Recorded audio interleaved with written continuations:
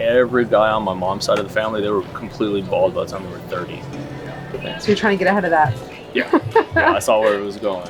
Mid-20s, I'd say about 25. No matter how I tried styling my hair, eventually I started noticing there was less and less to work with. So you had your consultation, you got your procedure coming up. How are you feeling about your procedure? Are you excited? Are you nervous? Or like what's... I'm excited. I kind of follow your natural shape here. I don't want to make it like perfectly straight either. Sheesh. It's a lot. Yeah. You up for it? Let's do it. The options are there, I just didn't know about it. So hopefully this helps other people make the same decision. Awesome, good. Let it wrap, go get some rest.